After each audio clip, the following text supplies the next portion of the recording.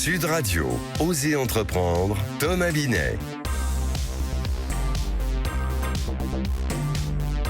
Bonjour Thomas. Bonjour Laurence. Au sommaire d'Osez entreprendre ce matin. Je vais commencer à vous raconter la saga de la Maison Ladurée et on va recevoir notre grand témoin Emmanuelle Benoliel, fondatrice d'Unlock M, plateforme d'e-learning. C'est ce qu'on appelle de l'apprentissage en ligne. On va parler formation, marketing et entrepreneuriat et on terminera avec la gestion du stress en entreprise.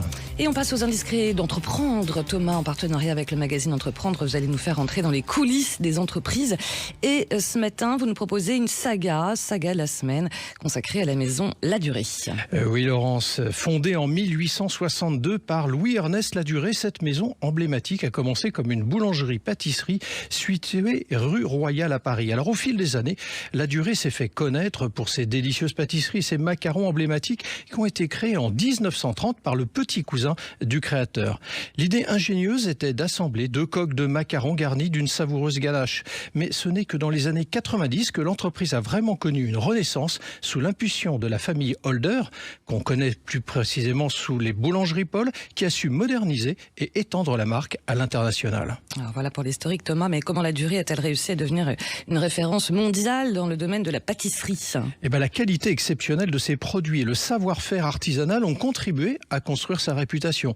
De plus, l'entreprise a innové en proposant une large gamme de saveurs de macarons ainsi que des produits dérivés tels que des thés, des confitures et des cosmétiques inspirés de ses parfums emblématiques.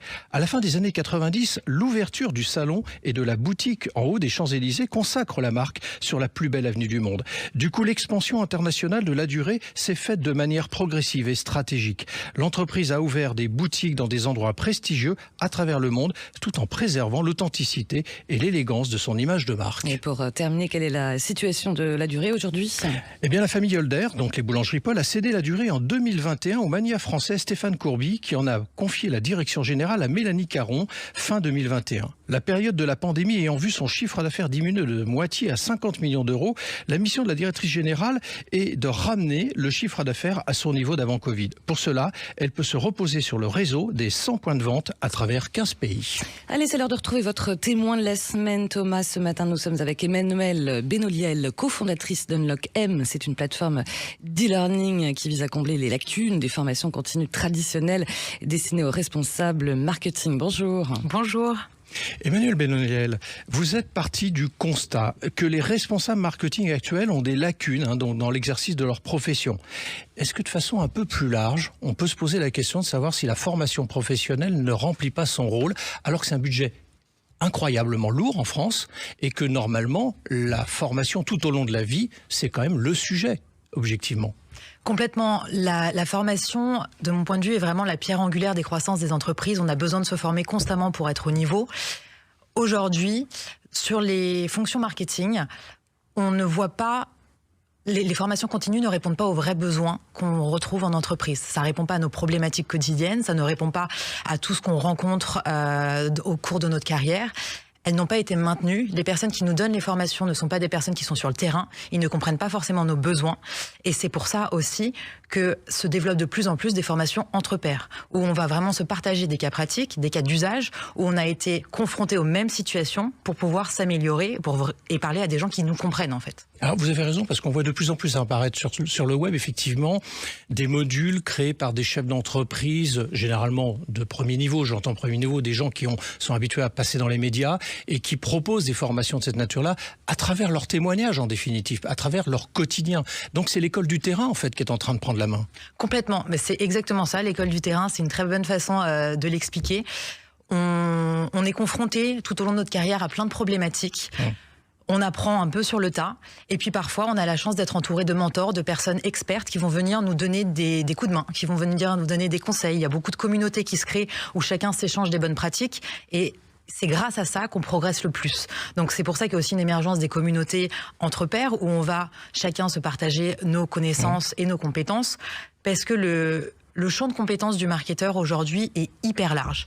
Il est tellement large que personne, si on est vraiment réaliste, ne peut être au bon niveau. Et donc, on est tout le temps en train de demander des conseils parce que sinon, on se retrouve complètement perdu sur notre rôle. Alors, on va s'intéresser un peu à votre modèle, malgré tout. Vous proposez des modules d'e-learning, donc effectivement, ce qu'on appelle de la formation à travers tout ce qui est digital, à travers un modèle d'abonnement. C'est une nouvelle façon de suivre des apprentissages, j'ai réussi à le dire.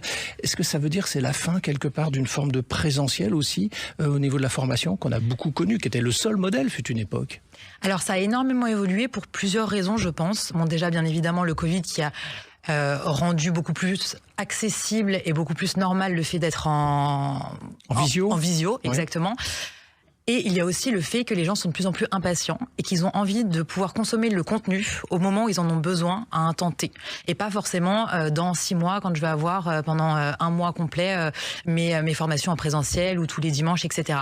L'avantage des plateformes d'e-learning, c'est que j'ai une problématique tout de suite. Je peux aller voir la formation qui me convient sur des petits formats snackables comme on les appelle, donc des contenus courts. On peut voir entre 2 meetings s'il y a besoin, on n'est pas obligé d'attendre un rendez-vous. Mais vous êtes d'accord quand même pour dire que le présentiel a aussi des avantages par ailleurs, c'est-à-dire que je suis une formation, j'entends mon enseignant qui me dit ce que je dois apprendre, dans le même temps ça suscite des interrogations chez moi, je lui pose des questions, il y répond. Le e-learning n'apporte pas ça en fait. Alors ça dépend. Oui. Les plateformes d'e-learning qui existent aujourd'hui nous permettent d'avoir cette interaction avec les personnes qui le suivent. Donc sur notre plateforme, sur Unlock-M par exemple, on a tout un aspect communautaire et commentaire où les gens, quand ils suivent leur formation, peuvent poser leurs questions et toute la communauté peut y répondre. Donc c'est pas forcément ceux qui ont créé la formation qui vont y répondre, mais tous les pairs. Ce qui rend ça encore plus puissant parce que c'est pas uniquement une relation d'une personne à une personne, mais d'une personne à toute une communauté qui vont interagir. C'est pas que le sachant, c'est le praticien aussi qui peut répondre. C'est ce que vous êtes en train de dire. On va s'intéresser un instant à vous. Vous avez fait un Master 2 marketing à Dauphine. Ça démontre que votre projet d'entreprise que vous développez, l'époque que vous avez vécue à Dauphine était insuffisante pour juger que vous étiez capable de faire toute votre carrière? Parce que l'air de rien, j'imagine que votre idée vient aussi de votre propre vécu. Complètement. Tout au long de ma carrière, j'ai appris, pas forcément grâce à ce que j'ai appris à l'école, à la fac, j'ai vraiment appris grâce à des mentors et à des personnes autour de moi et des opportunités que j'ai pu avoir. Le jour où j'ai pris mon premier poste de directrice marketing au sein de la start-up précédente où j'étais, Aircall, je me suis retrouvée dans une situation où je n'avais pas forcément toutes les compétences nécessaires pour avoir ce rôle. Et donc j'ai été un peu désemparée. Et quand j'ai voulu me former pour être au bon niveau, je me suis rendu compte qu'en France, il n'existait pas grand-chose. Et il n'existait rien, en tout cas, qui correspondait à mon besoin. Et vous essayez de remplir ce manque. Après 17 ans d'expérience professionnelle dans des entreprises de premier plan, vous avez décidé de devenir entrepreneur. Quel a été le déclic ? Le déclic, comme je vous disais juste avant, c'est vraiment le jour où j'ai pris ce poste de directrice marketing. Et que je me suis rendu... c'est pas pour ça qu'on crée une entreprise. Non, l'idée est venue de là. J'ai toujours eu envie d'entreprendre. Depuis que je suis jeune, mon père a entrepris sur pas mal de petits projets en plus de son travail actuel. J'ai été entourée d'entrepreneurs. J'ai été dans des startups, donc mes managers étaient les fondateurs des startups aussi, ce qui fait que j'ai baigné dans un univers d'entrepreneurs qui m'a donné envie. Le jour où j'ai eu l'idée, je me suis dit, il y a quelque chose à faire, il faut que je me lance. Et j'ai pas réfléchi plus que ça. Je me suis dit, il faut que je me lance, j'y vais, j'ai la bonne idée, je sais qu'il y a un besoin maintenant et j'ai pas envie d'attendre. Ma dernière question pour vous. L'entrepreneuriat, d'après vous, ça s'apprend ou pas ? Alors je pense que ça se vit d'abord. Oui. Ça peut s'apprendre. Je dirais pas que ça s'apprend. On va être entouré, on va avoir des conseils d'entrepreneurs à succès ou même qui ont eu des échecs. Mais c'est surtout, ça se vit et en le vivant, on va apprendre, on va tomber, on va se relever, etc. Merci à vous. Merci. Merci beaucoup. Une belle leçon de vie aussi. Allez, tout de suite, on passe aux essentiels de l'entrepreneuriat. Bruno, le spécialiste des fournitures et de l'équipement pour les professionnels, présente. Sud Radio, Osez entreprendre, Thomas Binet.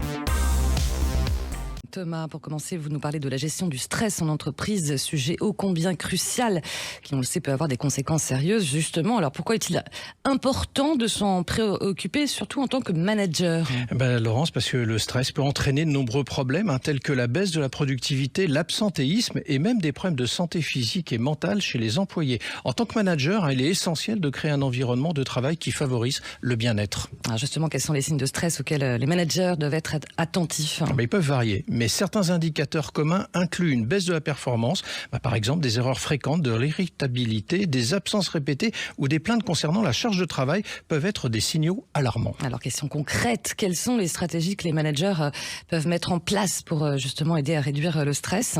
Il y en a plusieurs stratégies qui peuvent être adoptées, notamment favoriser une communication ouverte, encourager les employés à exprimer leurs préoccupations sans crainte de répercussions, gérer les charges de travail de manière équilibrée et réaliste, offrir des formations sur la gestion du temps et du stress, enfin promouvoir un bon équilibre entre vie professionnelle et vie privée en respectant les horaires de travail. Et pour terminer, Thomas, quel serait le conseil principal pour les managers justement qui souhaitent mieux gérer le stress de leurs équipes? Je vais en tenter un. Allez. Anticiper, être proactif donc, et attentif aussi. Ne pas attendre que les problèmes de stress deviennent critiques. Mettre en place des mesures préventives et montrer aux employés que leur bien-être est une priorité. Créer un environnement de travail où les gens se sentent soutenus et valorisés est essentiel pour une équipe en bonne santé et performante, Laurence. C'est comme nous, une bonne équipe en bonne santé et performante. Merci Thomas, et dans quelques instants sur Sud Radio, on se retrouve avec Oser Investir et vous nous parlerez d'investissement. À tout de suite. Sud Radio, Oser Entreprendre, Thomas Binet.